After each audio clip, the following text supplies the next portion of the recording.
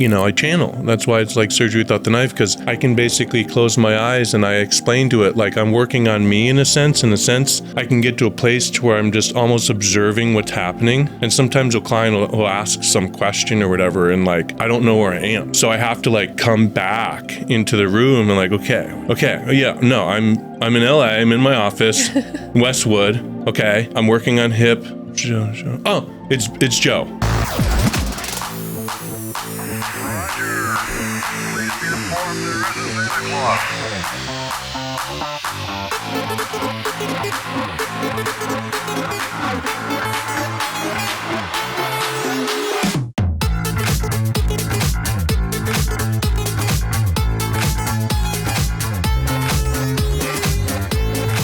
Welcome to the Acid for Squares podcast. I'm your host, Tanya Dahl. And I'm Cody Blue. And if you like what we're doing, please like, subscribe, rate, comment. It helps us out a lot. And on today's episode, we have the legendary, the iconic Jimmy Bluff, a master of soft tissue and an all-around healer. Brother, thank you for coming in. It's so nice to meet you. It's so good to be here, you guys. Yes. We've been hearing about you for years. Yeah, man. Your reputation precedes you. Oh, thank you. It's weird. Yeah, I don't get out much. In fact, that's why I like driving over here. I'm like, there's other people out there. And I'm messaging Maria. I'm like, I wouldn't be late if I had a Ducati. You know what I mean? Tell us this. I want to start us off because the legends of you are legion. And when we were first told about you, we were like, you don't need surgery. And he said, your line, going to Jimmy Bluff is surgery without the knife. So how did you get to this point where you have developed this very specific practice? Can you tell us your story? Man, I can tell it quick. I can tell it long. It's been such a journey, dude. It's like a movie. I'm like a cat, but I've got like 12, 15, 100, I don't know, lives. It's so interesting as like you kind of continue to up level and step into the next version of yourself, if you will, and just set more boundaries and have more self-respect. So I was a super hypersensitive kid. And my grandfather, I guess we'll start there. He was like a Marine, then a state trooper, then a sheriff. So he protected his country, his state, and his county his entire life. And I'm named after my dad's best friend who passed away in Nam with a Purple Heart. That's why, I go by Jimmy, the warrior type. Oh, wow. So background with military and warriors in your family. Yeah, and my great-grandfather, I guess, was Army. So he was, all the wars. So it's been real interesting. And then even talking to Jimmy's sister about like what was going on with my dad and stuff around that time. And like even like my dad's personality and all that, as I was going back and like understanding, especially when you spend time with Lakota, they talk about like the last 3 generations, even though we got 4,094 ancestors in our DNA. Well, as they said to me out in the forest, like I've got the gift handed down in the family or whatever they call that, Did you say we have 4,900 ancestors? 4,094 is about the number, the ancestral mathematics. I'll shoot it to your listeners. When you do ancestral mathematics, as far as the Lakota, my teacher, Vernon Foster, he did a bunch of movies and like Johnny Cash wanted him to buy him a house. He's like, no, buy me a degree. And then like he actually got a sociology degree and then got, I think, a master's and then passed legislation to help a lot of the indigenous kids. But anyway, Sorry, we're getting off topic. I grew up in Northeast Pennsylvania, birthplace of the first steam locomotive. So my dad, luckily, like didn't get into law enforcement. Thank goodness I'm an empath. Like that would have been a disaster. I'm like, I was always an athlete, and I could always feel like my mom's pain. I didn't know what empathy was at that point. Like they call kids now like highly sensitive people, like, you know what I mean? So it's so funny, all the terms, empaths and all this stuff that comes out now. We're the same, so I understand. It's so interesting looking back. Were you diagnosed with ADHD? No, but I probably should have been, dude. We just call it hard work. You know what I mean? Like, what do they call it? OG genetics. Yeah. But it's so interesting because when you take a theta healing class, like you're doing 6 things at once, and I'm like, oh, that's too much work. I don't want to do that. So what's theta healing? Theta healing is just a type of healing where you get into the theta state, and it's like you go in and click off breakers of old beliefs and different things. It's pretty wild. So So anyway, I graduate high school, go to Utah because I'm a huge snowboarder skier. And I went out to college and I really got serious about training. And I was always a skinny kid, you get pushed around a little bit. And I got heavy into bodybuilding, and I took a semester off and went to Utah College Massage Therapy, figuring like, I'll get a dope job at a ski resort. First week of school, 9/11 happened. Second week of school, I realized like, I'm never going to work in a spa. Third week of school is like, I'm never going to be a MT, but it was so fascinating because you get to learn all this different healing from all over the world. That's just what it is. It's amazing. Like, Eastern techniques and craniosacral muscle testing and talking to the body and like all this dope shit. So it's crazy. I go back to the University of Utah, and at the same time I start working at 24 Hour Fitness in sales. So now I'm master in Tom Hopkins, and I'm in air conditioning in like my environment. And I'm like, wow, this is really fun. So I go back to the University of Utah at the same time, and I'm like, it's the same anatomy class, the same lab. And I'm like, what the fuck?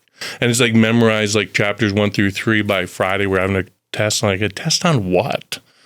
And I was like, wow, this is like the slowed down version. Meanwhile, I'm taking music classes and drawing a picture of my mom in art. I'm like, this is college? And what's funny now looking back, like doctors mostly only have a couple weeks of like soft tissue experience. Like we're leaving our school with like 700 hours. So it's interesting. So I'm like, Dad, I think I'm kind of pissing away your money. He's like, your job's to get good grades, and I was a member of fraternity, and he's like, you're coming home going blacktop. I'm like, no, now I'm working at this gym. I'm really loving what I'm doing. He's like, all right, then you're on your own. I'm like, thank you. Cool. I put all that effort into the Utah, and then my clients would walk in with imbalances, and I'd be like, come here. And they're like, what are you doing? And I'm like, what do you mean what I'm doing? Like, everyone does this. And one of my doctors is like, dude, I've been doing this 17 years. No one fucking does this. What is it that you're doing? So I do, what I call advanced muscle reconstruction. Surgery without the knife. So in a sense, I guess what I've kind of discovered so many years later after seeing clients and them telling me all these stories is like, you remember what you were saying? I'm like, I have no idea what I was saying. But I remember my client. So I just get in such a deep state of mind. I could literally, fiber by fiber, I can feel the seams, if you will, of the muscles and how the connective tissues run and everything. And I can just kind of release all that tissue and just...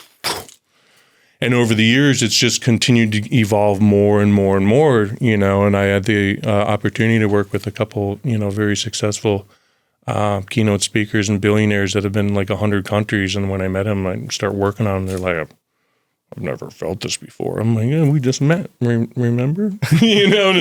Now, are these from things that you learned from other people, or is this just purely intuition? I mean, there was school. There obviously was basic school. Okay. But like when... you're looking at patterns over and over and over when you're training clients for thousands of hours and 10,000 hours or whatever, and you just see these patterns, and I'm highly empathic. I just know. Someone tells me something about someone, I can just look in their energy field, and I just assume we could all do that. There's a shaman, a very famous shaman down in Rio in Brazil, the White Page, and he said, you have the gift of sight. You can see everything. Like I do. And I'm like, oh, that's a gift to you, huh? Oh, cool. Yeah. A little confusing growing up when like people are lying to you and you're like, you know what I mean? Like, so you're saying that you can see, and since you were a child, you can see auras? Like, tell me, we're really interested in phenomenology. I have friends, kids that can honestly do that for sure. But no, it's not like aura. Out of all the clairs, what do they call it? I think it's more clairsentience, where you just have a knowing. Were you always spiritual, or when did you, because we're talking about synchronicities, so this is such a great question. So when did it happen? What was the catalyst?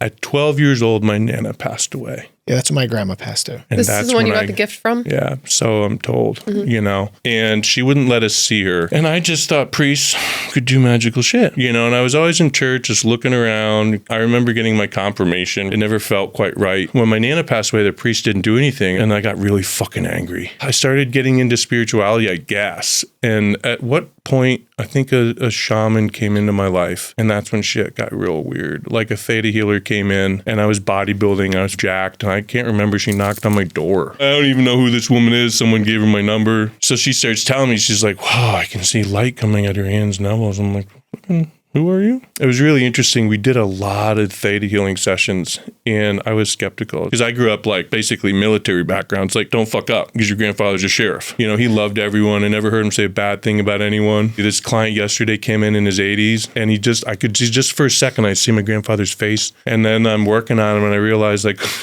this guy's got the same name. Oh. So it's like I got to spend time with him again. Yeah. And then this morning I find from like childhood, this little box I open up with like marbles and, you know, my little ski passes from childhood. And I see where my grandfather made me deputy sheriff. This whole time I didn't know I've been a sheriff.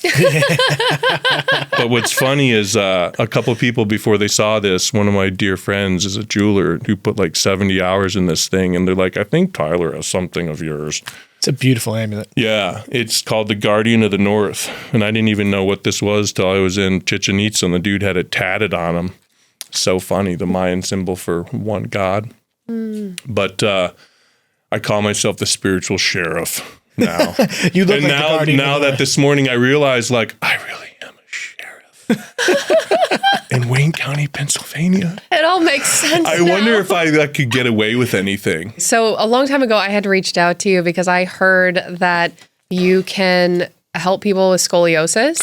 Yeah, my mom has severe scoliosis. I could always feel her pain growing up, and that's why I was just like, there's got to be a way. Yeah, because I was in a car accident when I was a kid and favored one side of my body, and I didn't know I had scoliosis. They literally test. It's weird because I have a timeline where they tested me in junior high.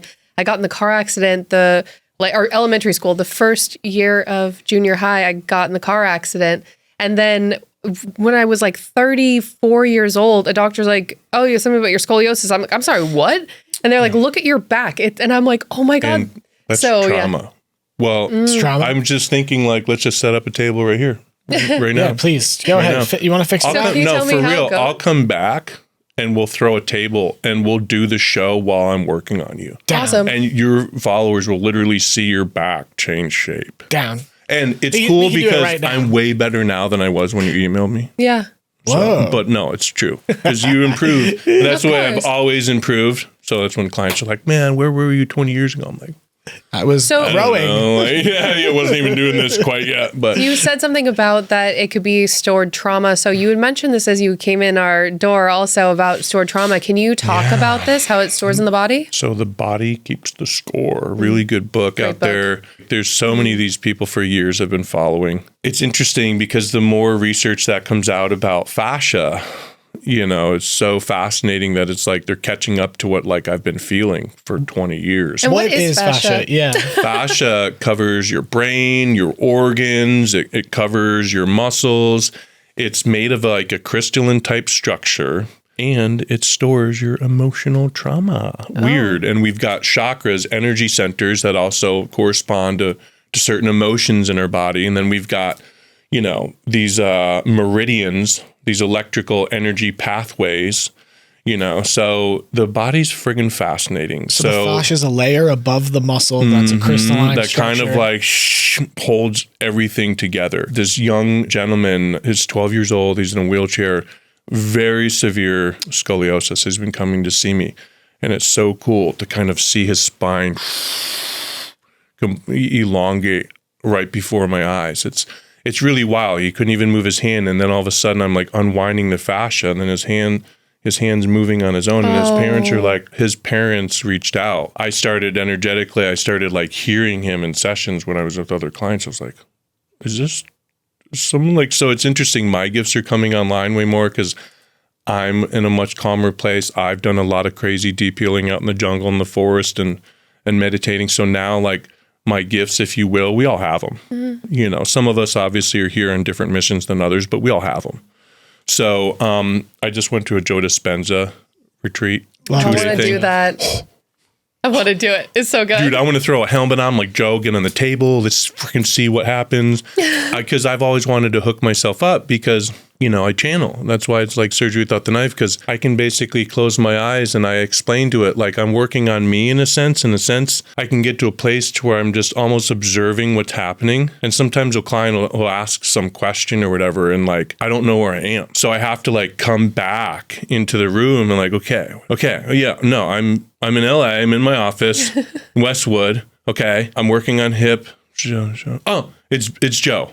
Yeah. Good, but it's so crazy because I literally get myself into just a state where I kind of say to my client, like, your higher self, whatever that divine energy people want to label, is going to work through me to give you the healing that you came to receive. My ego is out of it. And that's what's so hard when you have this young man. I was emotional for like 2 days over it because I had to get my ego wrapped around the fact that like the outcome isn't up to me.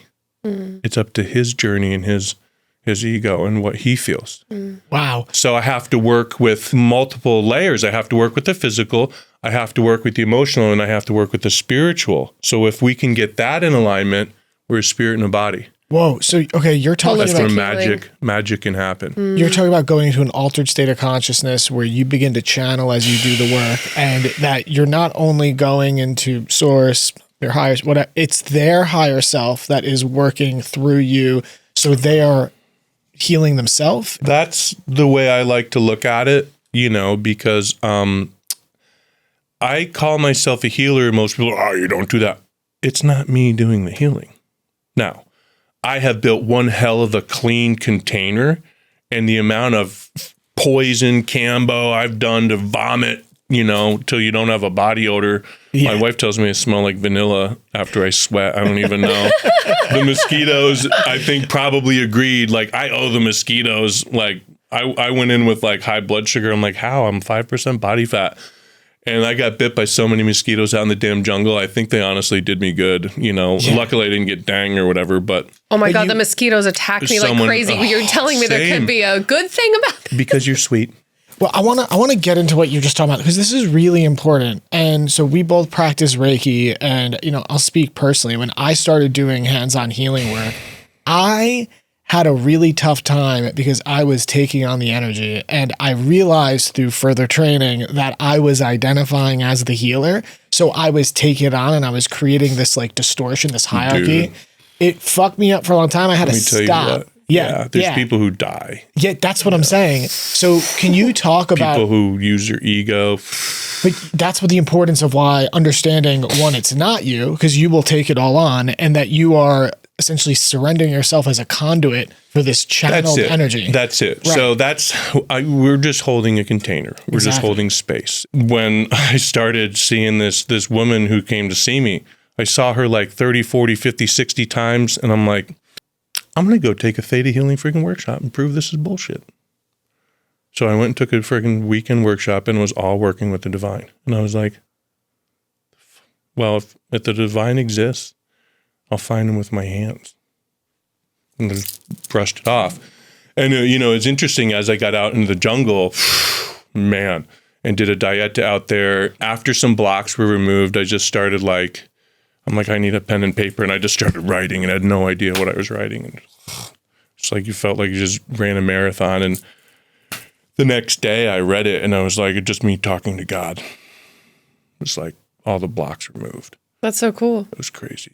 So like for me, and I don't know how the medicine affects you, I can just see energy. So like it just opens up to where the space between you and me, like the energy, like a record player. And I could actually see people's spirit bodies.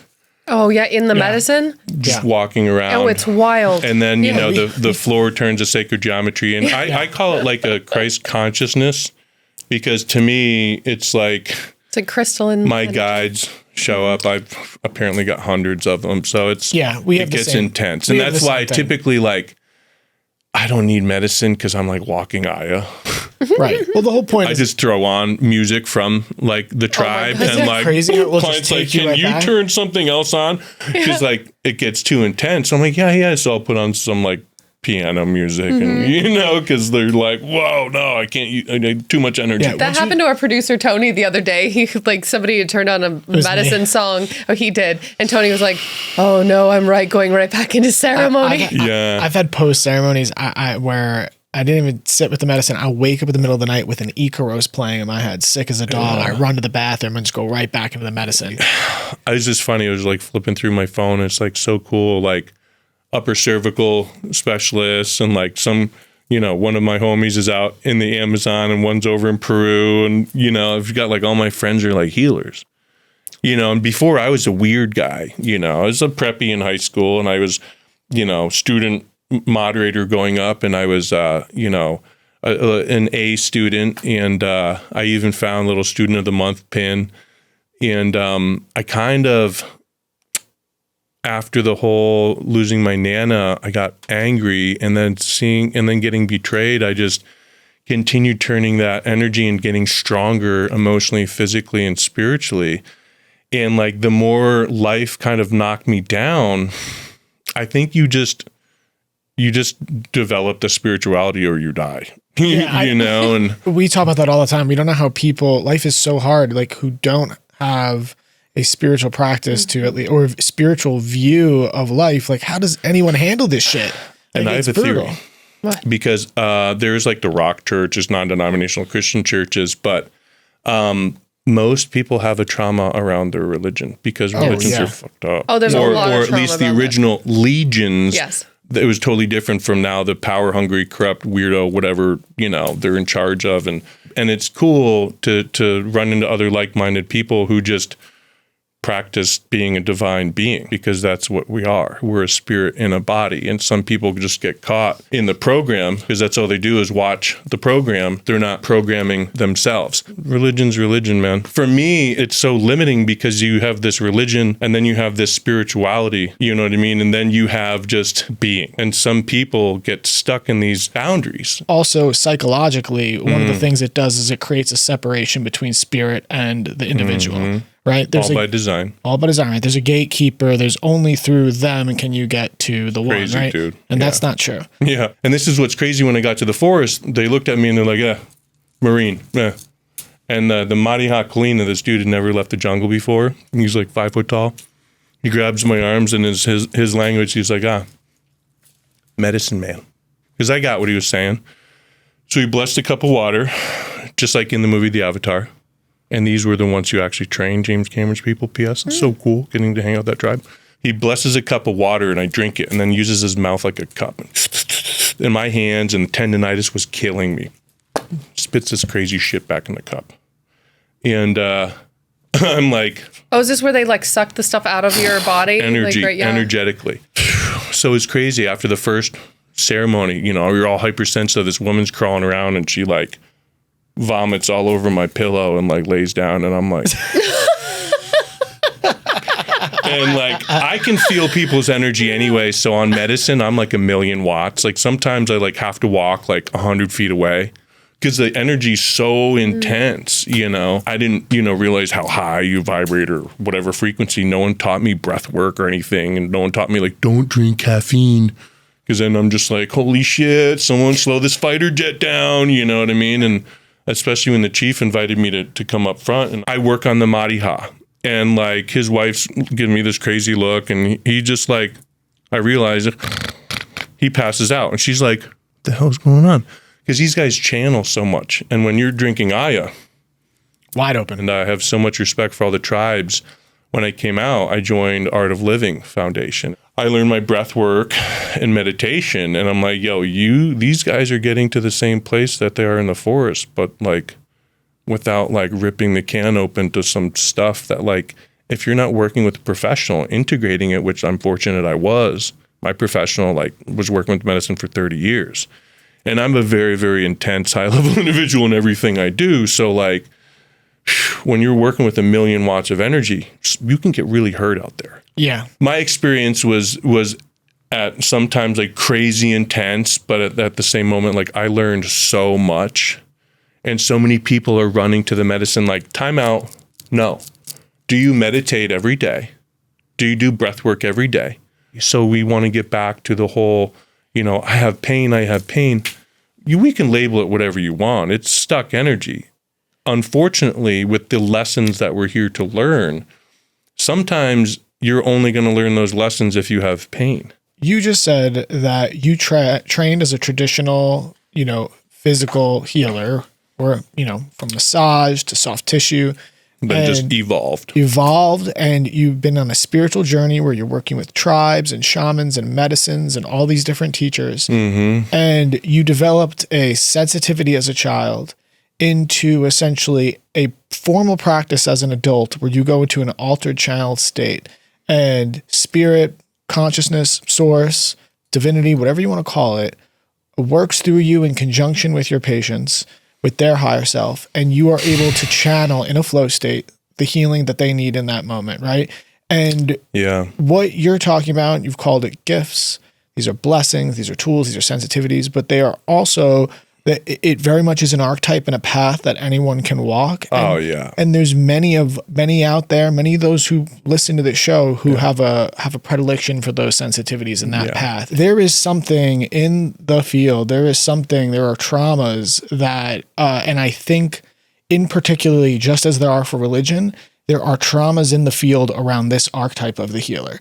There's a trauma in all fields until that person goes through the healer's journey, if you will. Right. So what would you say to people that are called to the path of service to others, which that's what this is, and service to the divinity, whatever you want to call it? What would you say is the key to bypassing that trauma, bypassing the social constructs of the church, bypassing individualism to reach an altered state where you can perform this type of work or this type of healing? I think for one, if you hand a person a mirror, they have to want to first look at themselves before all of a sudden, I want to heal all these people. First, they have to heal themselves. Everyone has a different definition of what a miracle is.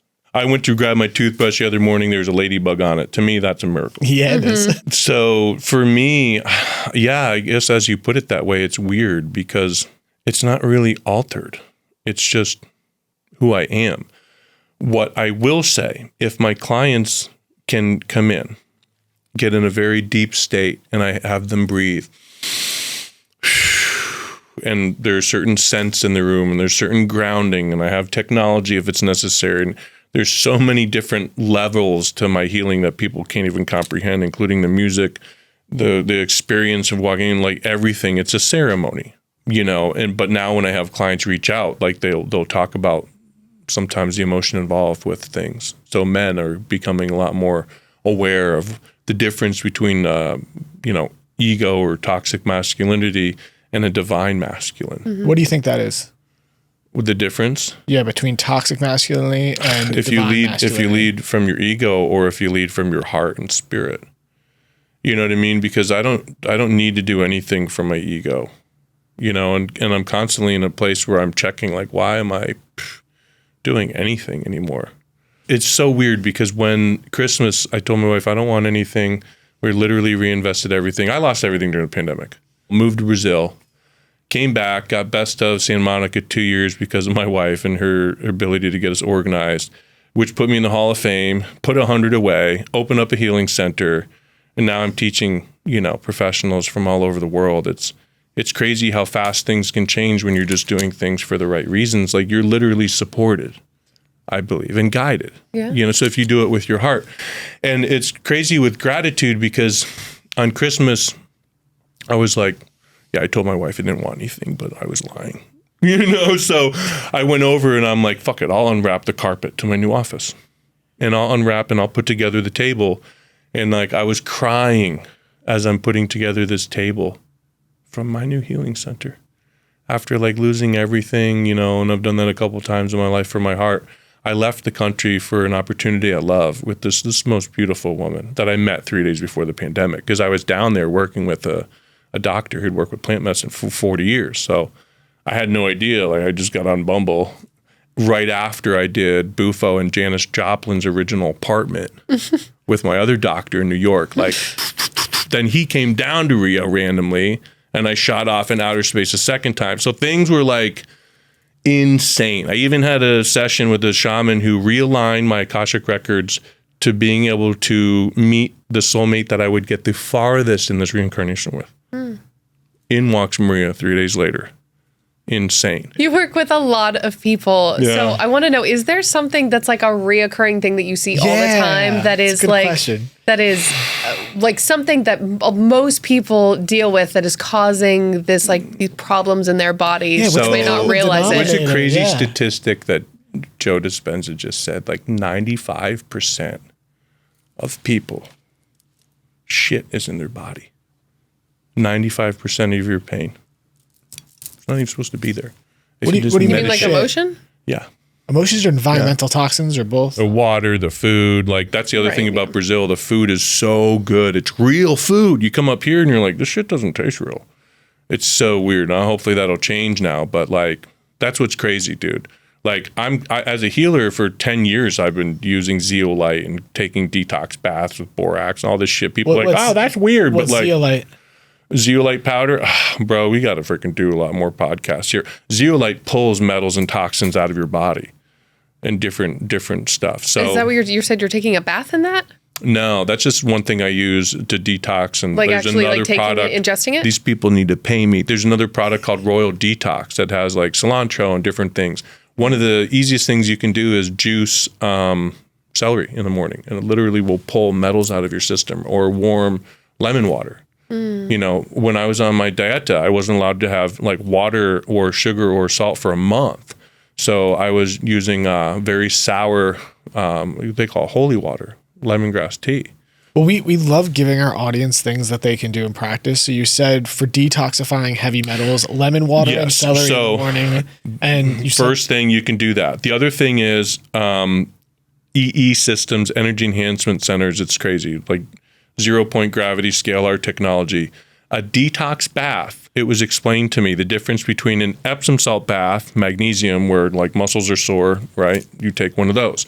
When you want a detox bath, it's either 2 cups of Celtic or 2 cups of, what's the other one? Celtic or pink Himalayan, 2 cups of baking soda. What is baking soda? Or baking powder, Arm & Hammer. Okay. 1 cup of 20 Mule Team brand borax, pure sodium bicarbonate. You can add a tablespoon of bentonite clay if you want, and also 1 cup of hydrogen peroxide if you want. Washcloth over your head. Apparently that helps your body pull out metals. So you put the washcloth on top of your head while you're in the bath? And or your heart, you know. And you're in a bath. 20, 30 minute hot soak. I melt. I do that once a week at least. And I've got my metal scrapers. I mean, I'm a healer, so I've got to keep my shit What do you healthy mean metal anyway. scrapers? I use scraping tools, gua sha tools. I'm constantly, if I'm not working on clients, I'm constantly in a state of recovery. So it's just like I have to. I have to heal my skin and any tendonitis or anything, because like it's like surgery. Yeah. It's like I'm in surgery. It's so interesting when you do the work and you realize like the soul contracts that we created before we came here and why we created. And if you continue down the path of healing, you'll realize like, oh man, wow. It's just a spiral where you continue to learn lessons, but they just mean more. And the first thing people can do in the morning is get up, take 3 deep breaths. Envision light coming down, going down into the ground. If you can, envision golden roots going deep, turning into divine white light energy, and then pull that energy through you and clear. You know, some people will say Christ. If you're not religious or whatever, just say clear. We're divine beings. We just are. You know what I mean? And then the next thing I would do is to get your alignment, like get a little workout in. Go outside for a walk. I want to go back to Tanya's question. What is the common denominator? Like for people, because they live such a sedentary lifestyle in the West, like what are you seeing consistently? Like, instead of just trapped emotions, like what is it like physically? Everyone sleeps like an asshole. Yeah, okay. with the As arm my on? apprentice would say. She's like, I slept like an asshole. She's Brazilian too, so I got 2 Brazilians at my healing centers. But the common denominator, I swear to God, you know, I fix sleep patterns and movement patterns. Well, mostly sleep patterns and holding patterns all day. So check it. How I'm sitting, right? If I were to get up, my guts are being compressed. So I'm already hunched forward. Look at where my shoulders are. Rolling forward, right? Yeah. So just actually, you see my back crack. Sit like a divine being, the next thing your people could do is put their feet straight, stop crossing your ankles, because then you wonder why your foot's going one direction, your lower leg's going the other direction, your upper leg's going the other direction. Put everything in one direction. When I got, sorry, I don't know why that hip is elevated. I don't know. It's Still funny. need my scoliosis fixed. That's what's happening. In New York once, I had my client crying, and I was like, oh my God, what happened? What did I do? And she's looking in the mirror. She's like, she had like super, super bad scoliosis, and she had like an elevated trap. So I dropped it 3 inches, and she like sees her neck. And she looks down at her legs, and she's like, the seams on my jeans line up with my legs. And she's like, I have wedding photos next week, and I'm not a fucking hunchback. And then I started crying too. I'm like, fuck yeah, this is... So we're cool. We're cool. Okay, so sleeping. So sleeping. What are they doing wrong with sleeping? You know, doctors will say if you sleep on the left, it's good for digestion. Impingements. You can't have freaking impingements. If you can't sleep on your back like a dead person... At least if you're side sleeping, get a pillow or body pillow between your knees and ankles so your thighs aren't rotating forward, right? So sleep on your back. If you can. Some people, can't. I get it. And the other thing is people's jaws. Most people who side sleep, their freaking bicep fascially sometimes adheres to their damn jaw. So I have to literally work all these fascia lines and get the shoulder behind them. It's crazy. Because all of a sudden their jaw will fuse to the back of their freaking head. Yeah, no, it's crazy the people who are going to go get cut. And I'm like, for this? Like thoracic outlet syndrome, and all of a sudden you drop an arm 3 inches and just restore blood flow. People sitting improperly, people sleeping improperly. So try if you're side sleeping, pillow between your knees and ankles, keep your head even. And then instead of rotating this arm in, keep it open, put a pillow here. Right? So you're not tucking that wing in. You're not rotating it in. And then I'll hug one to keep my arms kind of like this. So, dude, my wife has one. She sleeps like a dead Egyptian queen. And I've got like a pillow fortress. I'm like, don't touch me. You're too warm. Don't bring that Brazilian heat over here. Our house is 65 at night. Same. And then if we cuddle, it's like, oh gosh, no, too hot. No, we got to drop it to 60. Yeah. It's even the dog. She got in my back. I was like, fine, I'll just get up. There's science for that sleeping in the cold. And I read the study, and it was essentially like, how if you want a steak not to go bad, you throw it in the fridge. It's like pretty much that. Stick your meat suit in cold, and it will last longer. Lower the heart rate. Everything. I go to Solaire. Have you been there? I'm going to get you. Mm-mm. Dude, it's insane. They hook you to an EEG. They wrap your lower legs, upper legs, and your hips, and in between heartbeats, it acts like a heartbeat. So it opens up all your lymphatics, oxygenates your blood, pumps out the inflammation, and opens up all your blood vessels to and from your heart. It's freaking fascinating. So I do it once or twice a week. I have them pump out my whole body. Place in LA? Yeah, dude. It's on 14th. Tell them Bluff sent you. Call Mo. I'll bring you there this week. I go at least once a week. Cardio is easier after because they're pumping inflammation out of your body. Oh, whoa. Most of us are holding inflammation. Most of us are eating and drinking inflammation. Mm-hmm. Most of us aren't hydrating properly. So at least if you can get up in the morning, move a little bit, heat up your fascia. Hot cheese stretches, cold cheese. You know what I'm saying? And with that fascia, first thing in the morning, it wants to release. Yeah. Or whatever. Most of us stop working out. We stop being a kid. And most of my clients come in I just try to get them to be a kid again. Yeah. It's like, dude, no, you get up and fill your cup first. Most people are holding on to everyone else's pain. Mm-hmm. I was talking to a client who flew in for an overhaul this last week, and I'm like, no, you get to do you first. And you're tired because you're giving everyone else your energy and they're just fucking taking it. Yeah. And you know what's crazy? When you set boundaries, the only people that get upset about them, motherfuckers have been breaking them. Yeah, it's true. It's really interesting, going through life and always trying to improve myself. So the big thing with your listeners, write down all your new dreams, all your new goals, all your affirmations. What are you willing to give for that? For everyone out there, build your vision board, build your new affirmations, you're living your old dreams, work out, get yourself in alignment, Write down what you're grateful for. Start eating a little healthier. You don't need to be crazy. You don't fucking go out to the forest. Like, just start working out a little bit. Just start eating a little bit healthier. And like, just be consciously aware of what you're putting in your mouth, what you're watching on TV. If you're not being programmed, and who your circle is. It's pretty easy. All right, Jimmy, tell our audience where they can find you. And you guys can find me online, jimmybluff.com, Instagram, Facebook. So everyone, I want you to take one more nice deep breath.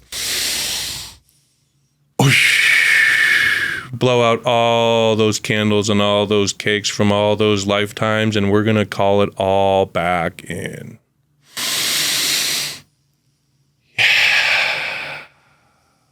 Let's go. Yes, Let's allow all of our DNA, our cells, our connection to source, our grounding mechanisms, all to recalibrate with ease and grace to our highest, most abundant, most joyous human experience.